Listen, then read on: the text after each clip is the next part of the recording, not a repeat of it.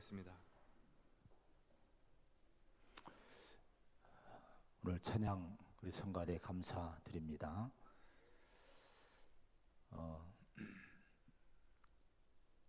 그 사극이나 이런 게 보면은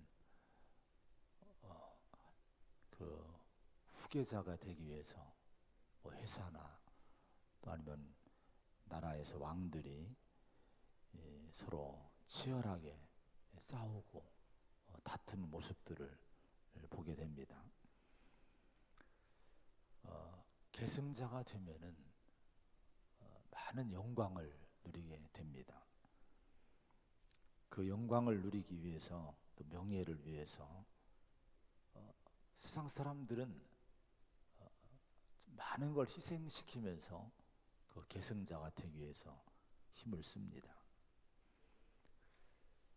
그런데 그 세상의 계승자들은 그 계승자가 되기 위해서 많은 사람을 희생을 시켜요.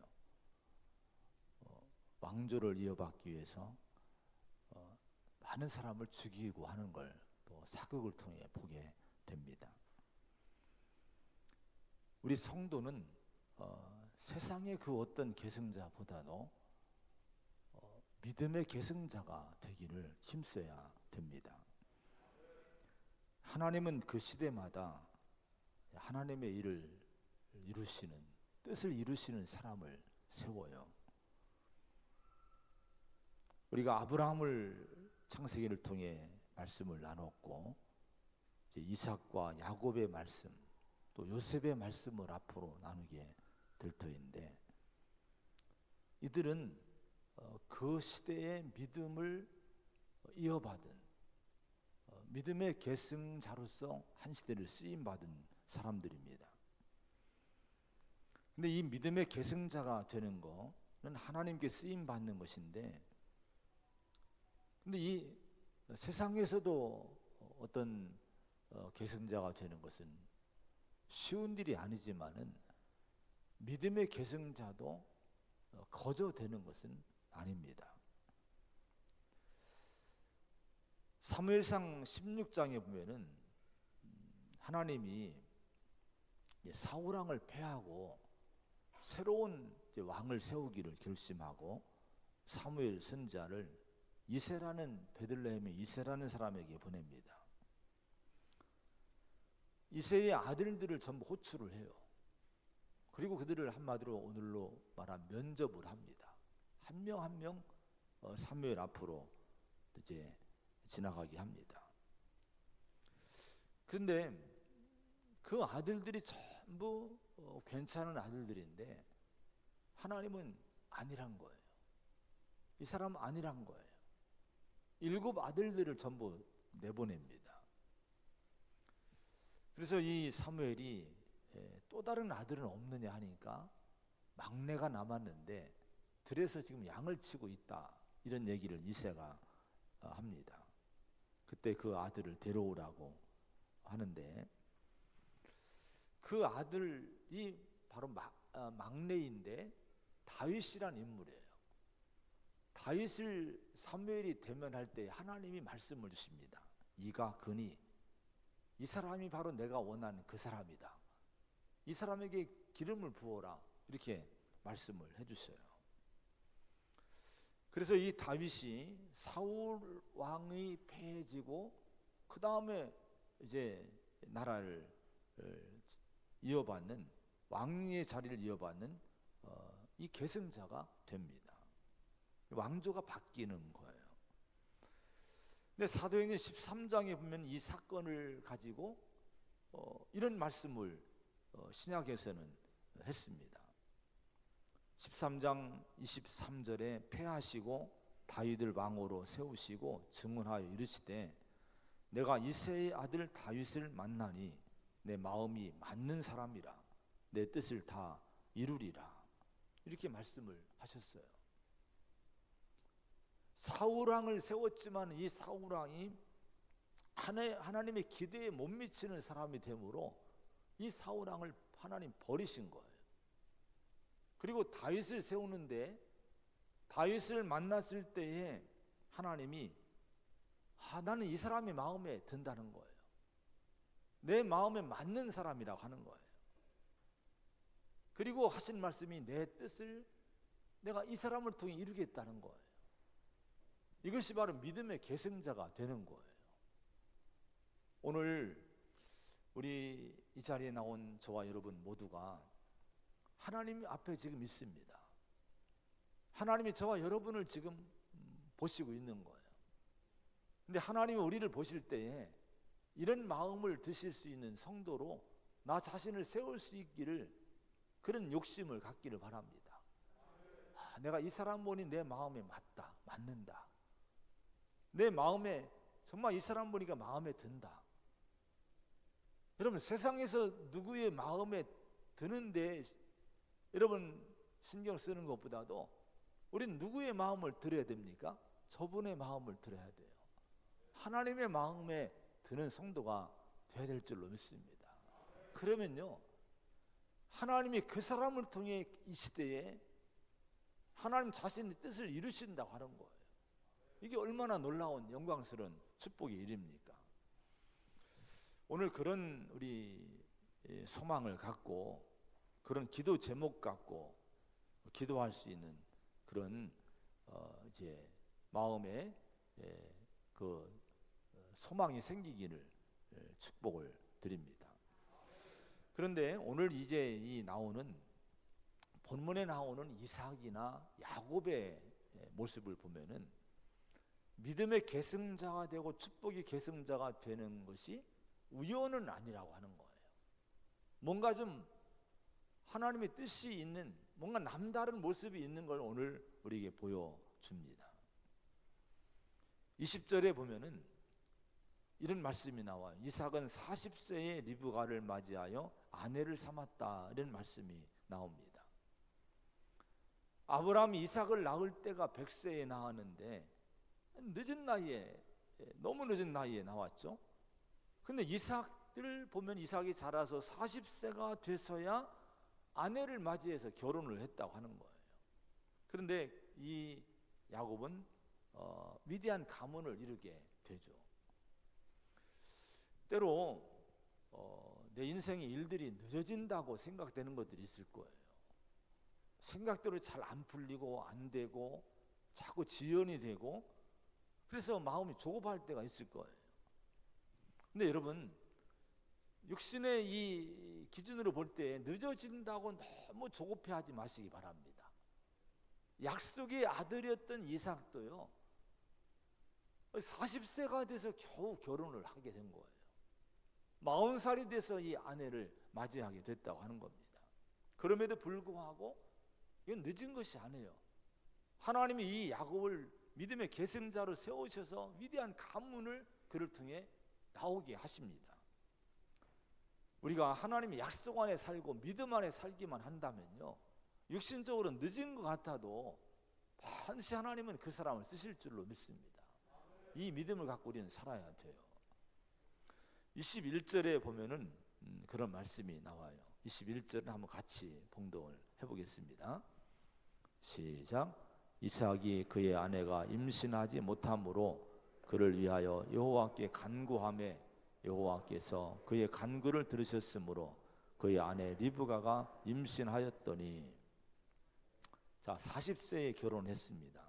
그런데 문제가 또 생겨요. 리브가가 임신을 못하는 거예요. 이삭이 누굽니까? 약속의 아들이죠. 리브가는 누굽니까? 이삭이 어디 가서 연애해서 깊이 사귀어보고 재보고 해서 아내를 삼은 아내가 아닙니다.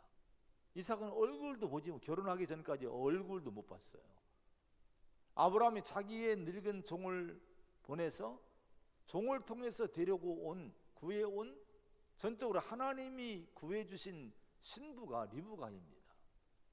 그러면 하나님이 그렇게 구해주셨으면 좀 뭔가 좀 빨리 열려야 되지 않겠습니까? 그런데 열리질 않는 거예요.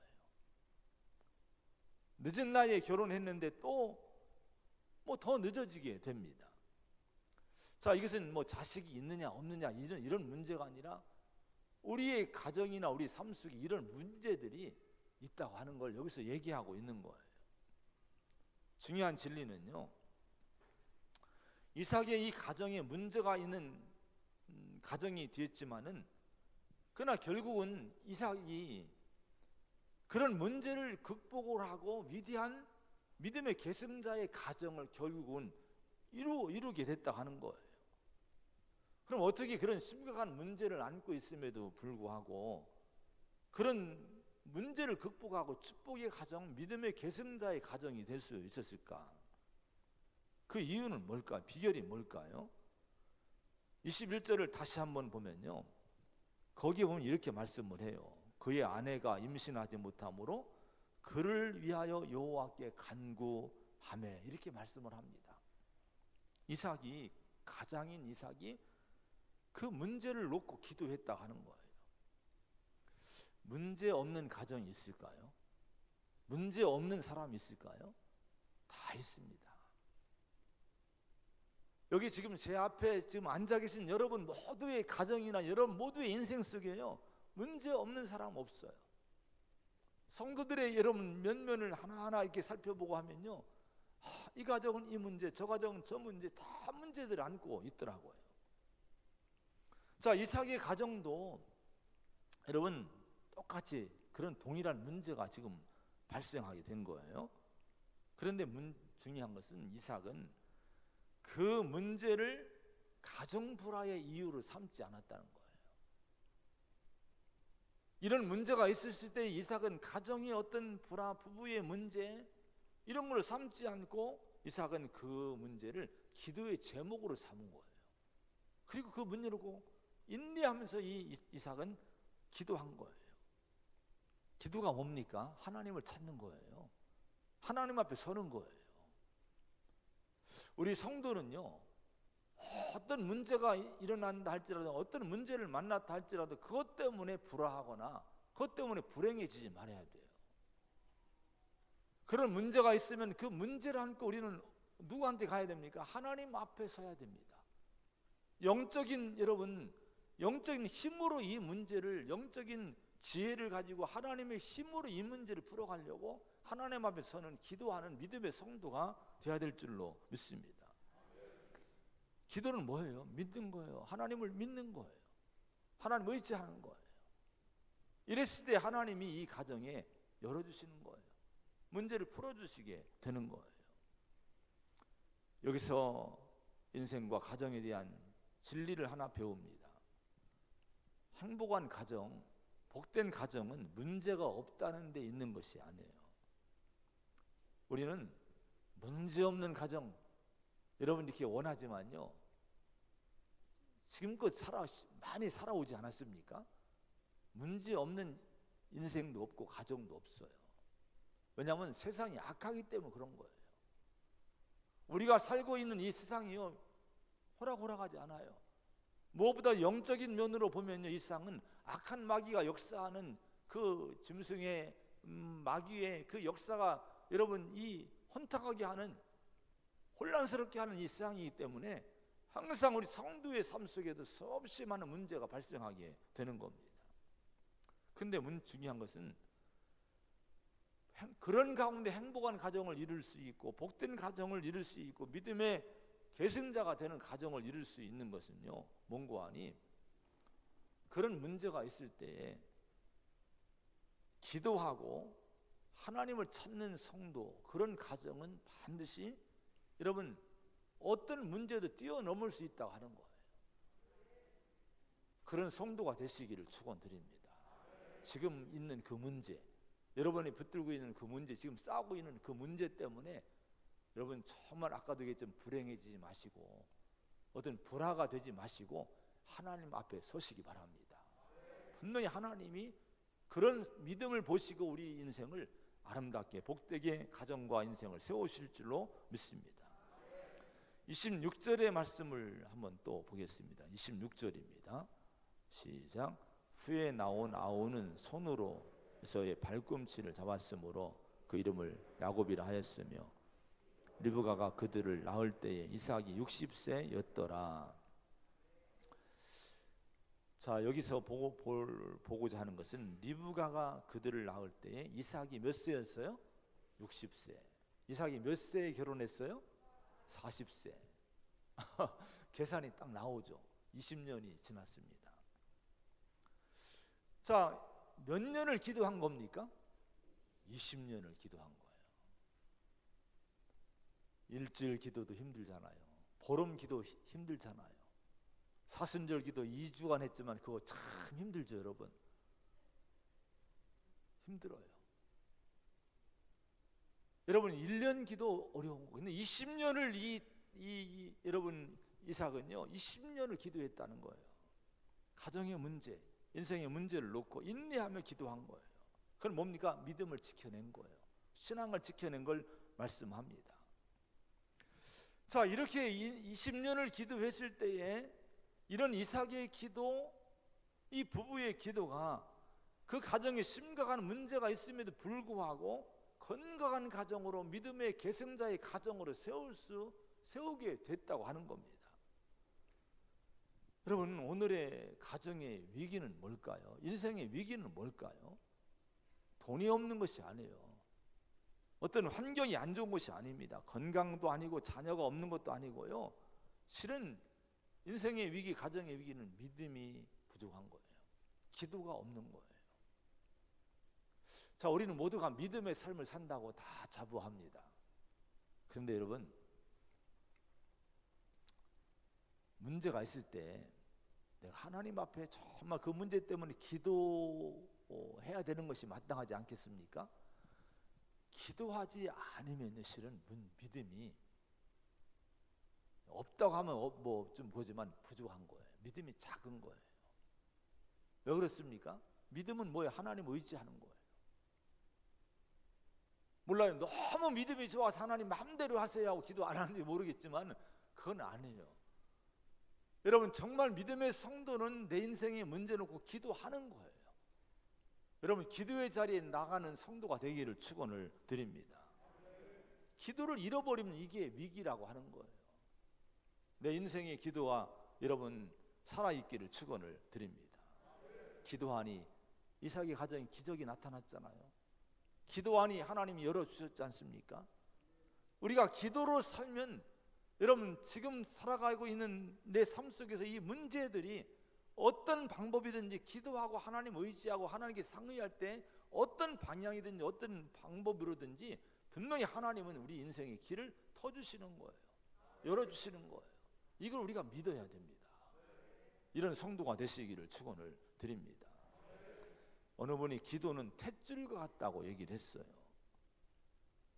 아이들이 어머니 태중에서 10개월을 지내요. 근데 중요한 것은요, 참 신비하잖아요. 태중에서 여러분 10개월이 여러분 물속에 있는 거, 양수 속에 있는 거예요. 근데 거기서 그 생명이 10개월을 물속에 산다고 하는 것은요, 이 태중에 산다고, 양수 속에 산다는 것은 이 기적이지 않습니까? 어떻게 살아요 이게? 근데 여러분, 비결은 탯줄입니다. 탯줄이 연결돼 있을 때 거기서 여러분 산소가 공급되고 영양이 공급됨으로 그 아이가 살아서 10개월 후에 이 땅에 나오고 호흡을 하게 되는 거예요. 여러분, 성도에게 있어서 여러분 기도가 탯줄이라고 하는 거예요. 여러분, 이것이 끊어지면 죽습니다. 탯줄이 상하면 태하는 문제가 있는 거예요. 우리 영적인 건강과 영적 생명을 위해서 정말 필요한 것을 몽고하니 여러분, 믿음 안에서의 기도입니다. 기도 생활해야 돼요. 할렐루야. 어느 목사님이 이런 간증을 했어요. 자기 성도에 대한 얘기인데요, 글을 보니까 기도의 모임에 빠지지 않는 성도가 있더래요. 그 사람이 참 바쁜 사람이에요. 근데 그 바쁜 와중에도 그 많은 일하고 많은 사업하고 그럼에도 불구하고 기도의 모임 속에는 꼭 이분이 참석을 하더라는 거예요. 그래서 물어봤대요. 아니, 그렇게 바쁜데 어떻게 이렇게 이 바쁜 중에도 기도 모임을 빠지지 않고 참석할 수 있느냐고 했더니 그분의 대답이 아주 목사님 표현은 걸작이더래요. 그래서 간증을 한 거예요. 이러더래요. 목사님, 요즘처럼 극심한 불경기에서 살아남는 방법은 이 길밖에 없습니다. 이걸 믿은 거예요. 자기 자신의 힘으로 살 수 없음을, 자기의 능력으로 살 수 없음을 깨닫고 하나님이 돕지 않으면 내가 살 수 없다, 생존할 수 없다, 이 사업을 버틸 수 없다는 이걸 깨닫고요, 이분은 죽자 사자 하나님께 매달린 거예요. 분명한 것은 그 다음에 간증은 제가 못 들었지만은 분명히 이분은 하나님의 도우심으로 놀라운 은혜를 입고 살고 있는 줄로 믿습니다. 여러분, 기도의 탯줄을 잘 여러분 연결하기 바랍니다.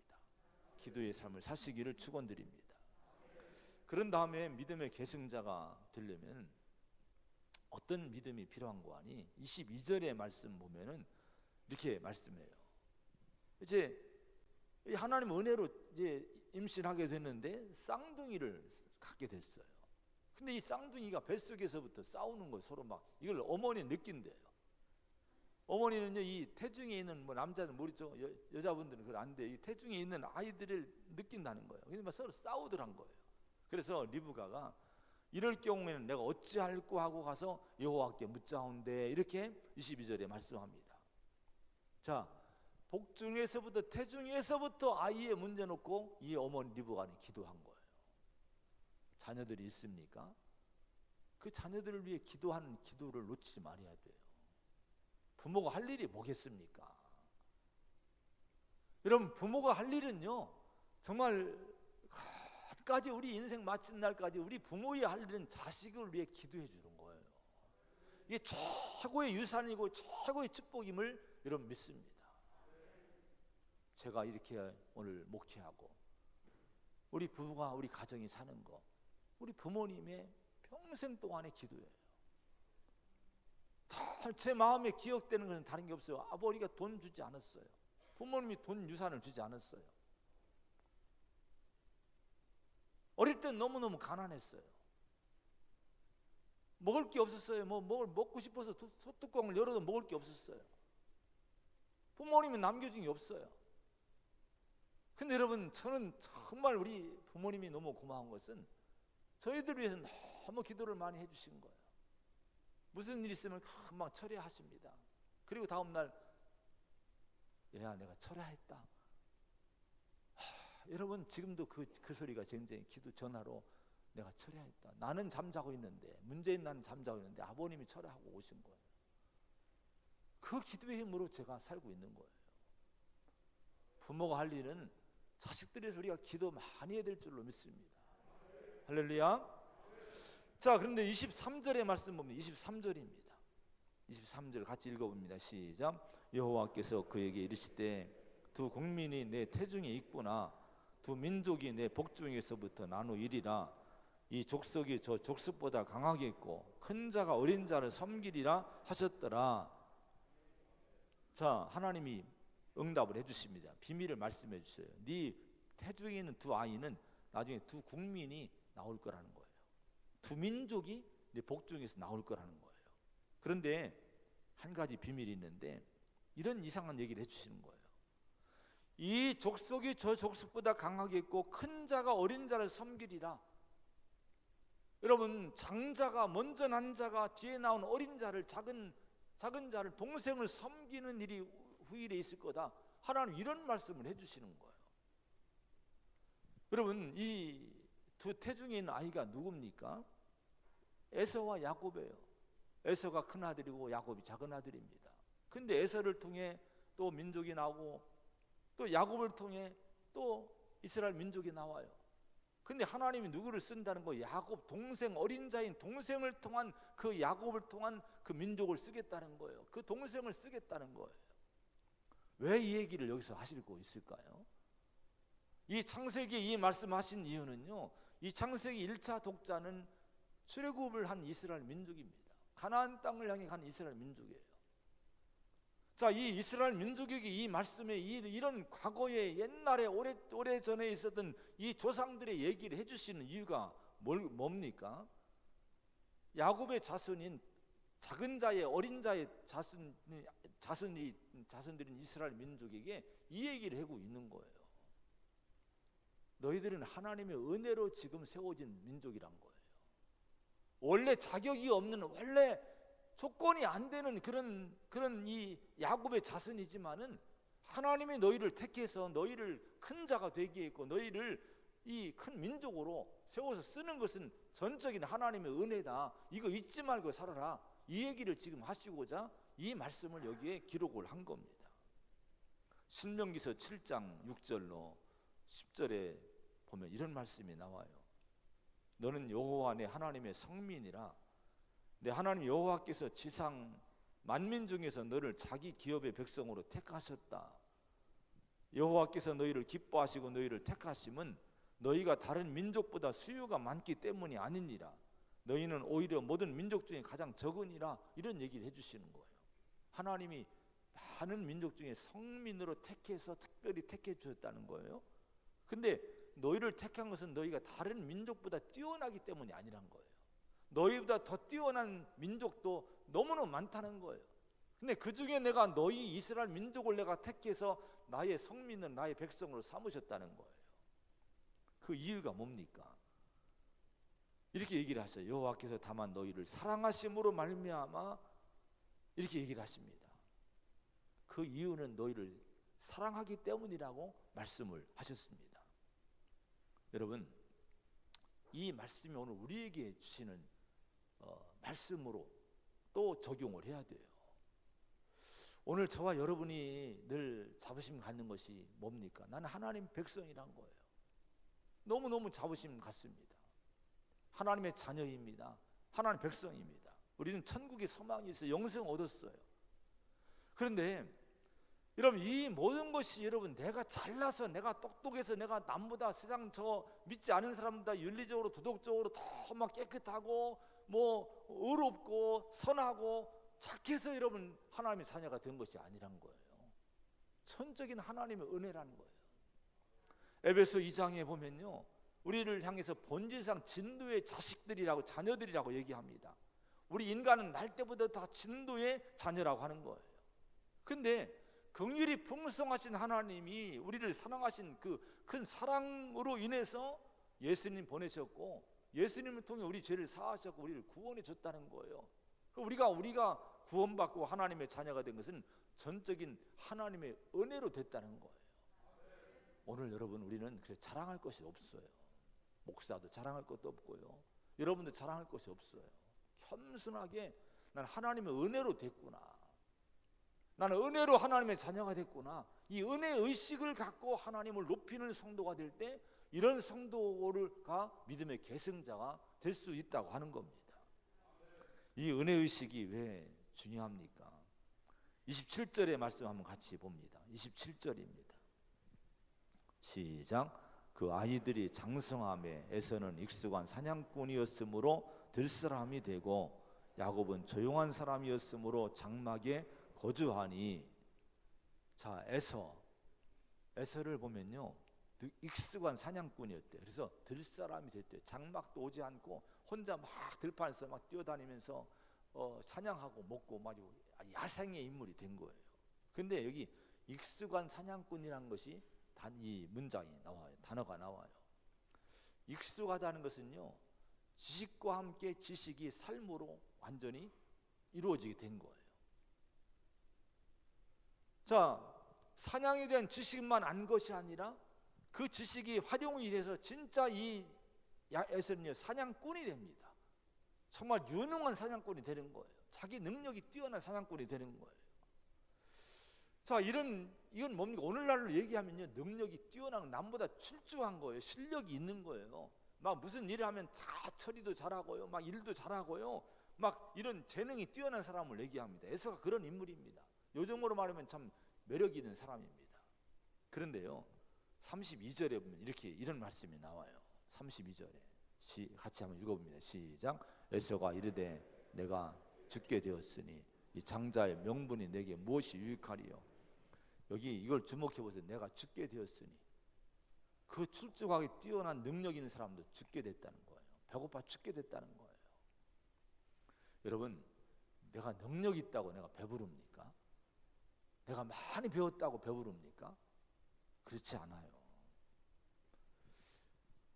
여러분, 세상은요, 내 실력만 갖고 살 수 없습니다. 내 능력과 경험이 뛰어나다고 해서 또 앞으로 오는 세월 세상도 그렇게 살 수 있는 건 아니라고 하는 거예요. 배고플 수 있다 하는 거예요. 그럼 우리가 여러분 어떻게 살아야 됩니까? 겸손하게 하나님의 은혜와 하나님 능력과 축복을 구하며 하나님 은총을 구하며 사는 성도가 되어야 된다 하는 거예요. 믿음의 계승자는 뭡니까? 내 실력을 사는 것이 아니에요. 하나님의 은혜를 구하고 사는 성도가 진짜 하나님께 쓰임받는 믿음의 계승자가 될 줄로 믿습니다. 여러분 겸손하시기 바랍니다. 하나님 은혜를 구하며 사시기를 축원드립니다. 마지막에 보면은 이런 내용이에요. 야곱이 29절에 죽을 쓰고 있어요. 팥죽을 쓰고 있는 거예요. 근데 들에서 돌아온 배고파 굶주린 이 에서가 웬일인지 사냥을 그날은 못하는 것 같아요. 그걸 나한테 좀 달라는 거, 한 그릇 달라는 거예요. 그러니까 31절에 야곱이 형에게 그냥 주면 좋지 않겠습니까? 이렇게 얘기해요. 형의 장자 명분을 내게 팔라. 아니 장자의 이 신분을요 팥죽 한 그릇에 팔아 먹으려 하는 야곱이 얼마나 치사한 인간입니까? 우리 같으면 그냥 주지 않겠습니까? 형한테, 그죠? 근데 당연히 형 명분 나 줘. 내가 장자할 거야. 이렇게 얘기를 하는 거예요. 이 장자권이란 것은 상속권입니다. 그런데요 여러분 대표권을 얘기하는데요 에서가 이렇게 얘기합니다. 32절에 내가 죽게 됐는데 이까지 그 장자의 명분이 내게 무슨 유익하겠느냐. 공동 번역에 보면요 이렇게 번역했어요. 배고파 죽을 지경인데 상속권 따위가 무슨 소용이 있느냐 이렇게 얘기하고 장자권 너 가져 이렇게 했다는 거예요. 이때 야곱은 33절에 맹세를 시킵니다. 아주 못을 박는 거예요. 오늘 내게 맹세하라. 그리고 에서가 맹세하고 장자의 명분을 야곱에게 판지라 이렇게 말씀을 합니다. 근데요 이 말씀을 하고 마지막에 이렇게 얘기합니다. 34절에 에서가 장자의 명분을 가볍게 여겼다 이렇게 얘기를 합니다. 자 오늘 여러분 이 에서의 모습과 야곱의 모습을 보면서 과연 장자권을 팔 수가 있습니까? 근데 고대에는요 종종 장자권을 팔았다는 기록들이 고대 문서에 발견이 됩니다. 양 3마리의 장자권을 팔았다 뭐 이런 기록들이 발견이 됩니다. 그럼 오늘날 우리에게는 장자권이 뭡니까? 성도에게 장자권이 뭡니까? 뭐 물질을 많이 받는 것입니까? 이게 아니에요. 야곱이 장자권을 욕심을 낸 것은요 아버지의 유산을 두고보로 받는 장자의 권한을 얻으려고 한 것이 아니라 실은 아브라함과 이삭으로부터 쭉 내려오는 하나님의 언약이 이어지는 믿음의 계보를 자기가 이어받기를 원한 거예요. 이 욕심을 낸 거, 거룩한 욕심을 가진 거예요. 그래서 결국은 야곱이 이스라엘 민족을 이루고 야곱의 후손에서 예수님이 나오고 이런 놀라운 영적인 은혜를 야곱이 여러분 받게 되는 겁니다. 오늘 우리 성도가 귀하게 여길 것이 뭡니까? 우리의 장자권은 뭐예요? 믿음입니다. 우리의 장자권은 뭡니까? 영생입니다. 천국입니다. 영적인 삶이요 예배입니다. 자, 이 장자권을 우리는 소홀히 여기지 에서처럼 소홀히 여기지 말고 가볍게 여기지 말아야 된다 하는 거예요. 히브리서 12장에 보면은 이 에서를 향해서 이렇게 평가를 했어요. 한 그릇 음식을 위하여 장자의 명분을 판 에서와 같이 망령된 자가 없도록 살피라. 우리 교회 가운데 이런 망령된 자가 없도록 살펴보라는 거예요. 내 자신을 살펴보라는 거예요. 이걸 망령된 자래요. 여러분 믿음을 귀히 여기기를 바랍니다. 정말 신앙은 절대로 여러분 믿음은 팔아먹지 말기 바랍니다. 어떤 일이 있어도 여러분 우리가 지킬 것은 야곱처럼 다른 거 다 내줘도 이 장자권을 확보할 수 있는 믿음의 계보를 확보할 수 있는 하나님 말씀과 믿음을 지킬 수 있는 성도로 살아간다면 그 사람은 반드시 하나님이 그 사람과 그 가문을 하나님이 아름답게 위대하게 쓸 날이 올 줄로 믿습니다. 이런 성도로 이 땅을 살아가시기를 축원을 드립니다. 기도하겠습니다. 하나님 아버지, 오늘 우리에게 정말 필요한 것 세상의 계승자가 아니라 가문의 계승자가 아니라 믿음의 계승자가 되어야 된다고 말씀을 하십니다. 세상에 그 엄청난 많은 그 계승을 받았다 할지라도 믿음을 잃으면 우리는 생명을 잃은 것이고 영혼을 잃은 것이 됨을 잊지 않게 하여 주옵소서. 믿음의 계승자로 하나님께 지명받고 쓰임받기 위해서 우리는 특별히 믿음 안에서 기도하는 삶이 이루어져야 될 줄로 믿습니다. 어떤 문제든지 오직 기도함으로 믿음으로 풀어가게 하여 주옵소서. 세상에 묻지 않고 세상의 방법으로 접근하지 말고 먼저 하나님을 찾을 때 하나님이 길을 열어줄 줄로 믿습니다. 은혜의식이 필요한 줄로 믿습니다. 오늘 하에 나된 것에 하나님의 은혜임을 잊지 않게 하시고 미래의 내 삶도 미래의 우리 앞날도 하나님의 은혜가 주어져야 우리 인생이 복된 인생이 될 줄로 우리가 믿으면서 하나님을 철저하게 높이고 의지하는 우리 믿음을 붙들게 하여 주시옵소서. 장자권을 지키라고 말씀합니다. 믿음의 가치가 정말 내 안에 잘 세워져 있는 가운데 세상 것 때문에 믿음을 버리지 않고 믿음을 파기하지 않고 믿음을 놓치지 않게 하여 주옵시고 정말 그 무엇보다도 영적인 세계를 탐내면서 믿음의 장자권을 지켜내는 성도가 되게 하여 주시옵소서. 예수님의 이름으로 간절히 기도하옵나이다. 아멘.